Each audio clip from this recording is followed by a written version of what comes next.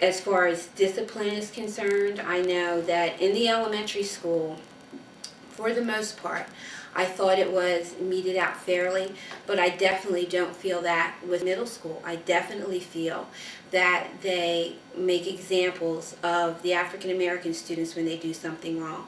And when the others do something wrong, it's pretty much just a, oh, well, you shouldn't do that, or they'll get an in-school suspension rather than an out-of-school suspension. I'm an artist. I used to draw and paint.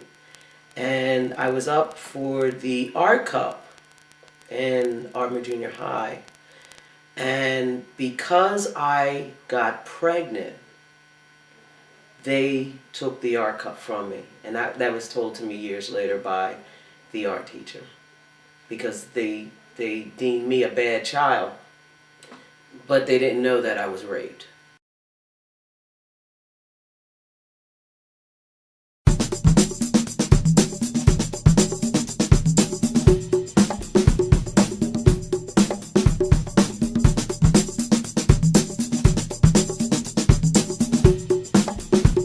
I was a world-class athlete. I was the first high school kid that set a world record in 120-yard high hurdles. And being a world-class athlete, or being a very good athlete at Lower Merion, there's things that we did that the other students couldn't do. Pop Pierce was the disciplinarian, or he was the vice principal at Lower Merion. I walked around with Pop Pierce. And there were other students that they had to be in class. But then I realized I had a potential. Hey, I can go to college.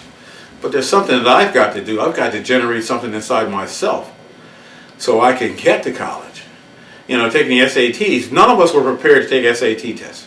And now at that time, knowing that I wanted to go to college, that was like a hamstring. That was a hurt. And I went to summer school in high school, starting in my sophomore year, cleaning up to my junior year to catch up with my class so I could graduate on time.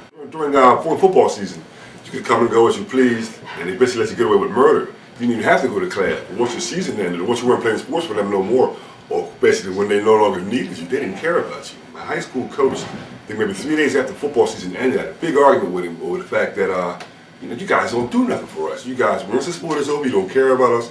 They didn't tell us about SAT tests coming up. There's no colleges were being, if any colleges were looking, they wouldn't tell you about it. You had to go and say, well, is this college looking? You basically had to go out on your own. My brother, I don't remember exactly what year it was that he came out. It must have been 86. Very good athlete.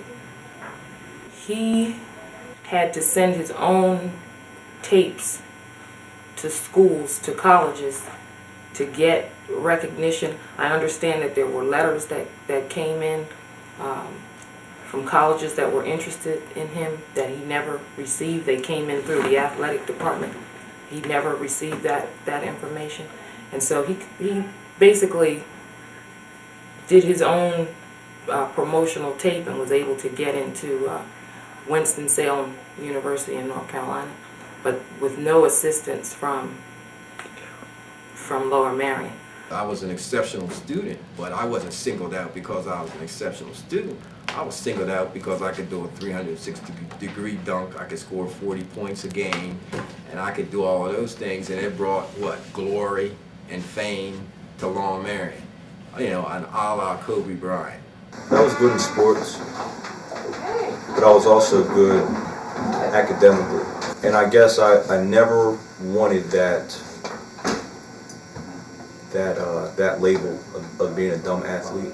All black kids are not always great athletes. See, we've got the great physicians and like the good surgeon down in Baltimore, who's the head of pediatrics at Johns Hopkins University. We've got plenty of young folk like that in our school systems. All we have to do is reach out and pull them off the vine and nurture them and let them go forth and give out what they have.